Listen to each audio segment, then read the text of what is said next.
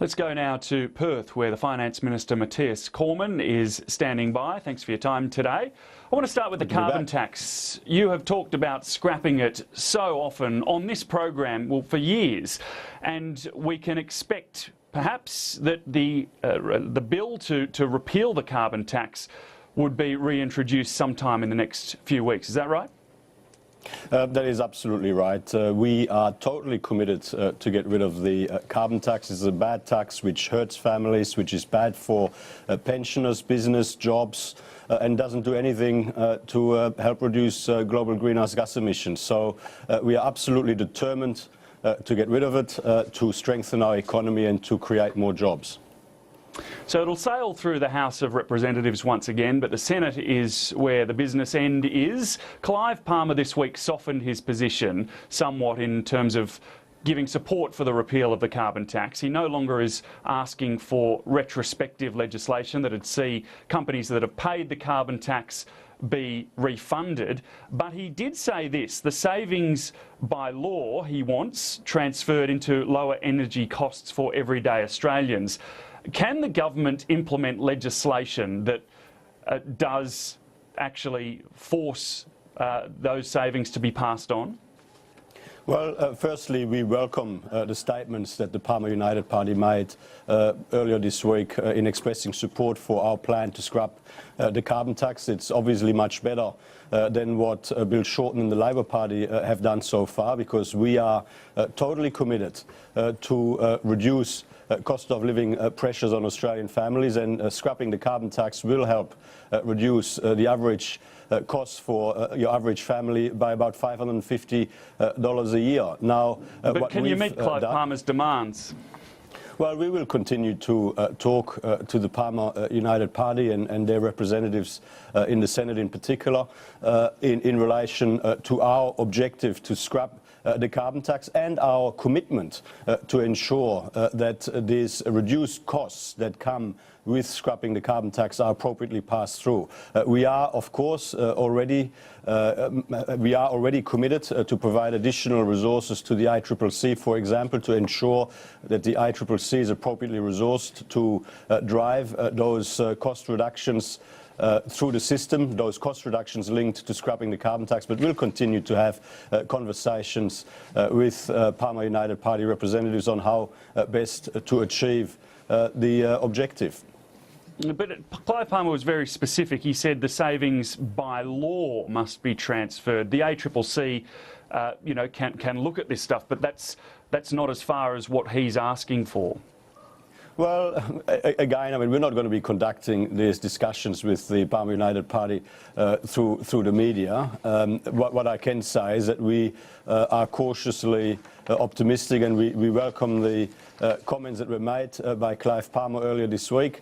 We think it is absolutely in the national interest to get rid of the carbon tax, which is a bad tax for families, pensioners, business, jobs, pushes up the cost of living and makes us less competitive internationally without doing anything to reduce greenhouse gas emissions or help the environment. So we are hopeful that, given the statements the Palmer United Party has made earlier this week, that we'll be able to achieve a resolution there.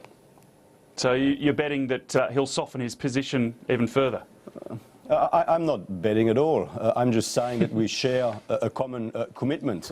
Both of our commitment is that the scrapping of the carbon tax will lead to reductions in cost of living pressures, that will lead to reductions in the cost of electricity and the cost of gas compared to what the price would have been with the carbon tax. And we'll continue to have the necessary conversations on giving practical effect to that. Tony Abbott this week in Washington conceded that his fuel excise hike would act like a carbon tax because it was a method of lowering carbon emissions along with direct action. Do you agree with that? Well, I don't think that these are actually the words he used, and I don't think that is actually what he said. I mean, the policy that we implemented in the budget is there for all to see. Up until the budget, effectively the fuel excise was reducing year on year as inflation essentially undermined the level of fuel excise that was charged by making the change that we are proposing in the budget, reintroducing regular indexation. What we're making sure of is that the value of the fuel excise keeps pace with inflation and essentially remains constant in real terms. And that's that is a policy that's there for all to see. It's a policy that we think is important, particularly as we're making record investments in productivity-enhancing infrastructure. OK, I want to move on to Joe Hockey's speech this week. He said that criticism of the budget was akin to 1970s-style class warfare. We saw in recent polls that more than 60% of Australians polled thought that the budget was unfair. Are all of them really engaging in class warfare? Well, it's incumbent upon us to continue to explain the decisions that we've made and the reasons for those decisions. I mean, we inherited a very difficult budget position. Not only had Labor delivered $191 billion in deficits in their first 5 budgets, they also left behind $123 billion in projected deficits, and were taking us to a government gross debt of $667 billion within the decade and rising, assuming that there was not going to be any tax cut to adjust for bracket creep. And we're in a situation now where we're forced to pay $1 billion a month in interest just to service the debt that Labor has accumulated so far in their first 6 years. And of course, that is after we were in a situation in 2007 where we were collecting more than $1 billion a year in net interest payments on the back of a positive net asset position. So the point is, we're not pursuing the changes that we've put forward in the budget for fun. It doesn't give us any pleasure. But if we want to protect our living standards, if we want to build opportunity and prosperity for the future, then there is really no alternative to the plan that we've put forward. Joe Hockey also said that over half of Australian households receive a taxpayer-funded payment from the government. Is that too much? Is the government seeking to wind back that figure? Well, I mean, Joe Hockey made a statement of fact, and what we're saying in relation to welfare is that taxpayer-funded welfare payments should be targeted at those most in need of our support. We can't afford to spend welfare payments on people essentially that are not in that category of most in need of our support. And really, the objective ought to be to support and assist as many people that are currently receiving welfare as possible back into the workforce. That's what we surely ought to be able to achieve and what we should be aiming for. So should then, as the reports have suggested that the McClure report will recommend, the NDIS be formally linked with the carer payment and the disability support pension in your eyes? Well, I mean, I've seen speculation, but I haven't actually seen the McClure report just yet. It hasn't been put before government for consideration, government as a whole. I personally haven't seen it, so I'm not going to speculate on what may or may not be in that report. But the general point I would make is that our welfare system is very complex. There is a great diversity and a great spread of different payments, supplements, allowances and the like, and there ought to be scope to simplify the system to ensure that welfare support is targeted at families and individuals most in need, and that wherever possible, people that are currently receiving welfare, if they are capable and able, that as many people on welfare today should be supported back into work. That is at a high level. That is the sort of, I guess, policy framework that we're focused on. It seems clear the government wants to simplify the welfare system to make it more efficient and to save money. But this week, the Families Minister, Kevin Andrews, wouldn't rule out, as part of any simplification, reduced funding for welfare recipients, i.e. the overall funding envelope, if you like, for payments being reduced as part of any simplification. Can you rule that out?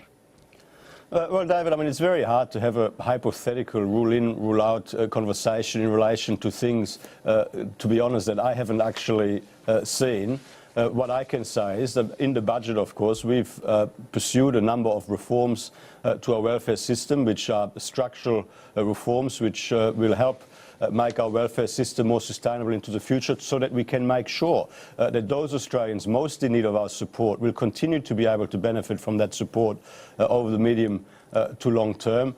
Whatever reforms we will pursue as a government into the future will focus on making sure that our welfare system, which currently draws 35% of our federal budget, that is sustainable and affordable over the medium to long term. That is what we're focused on.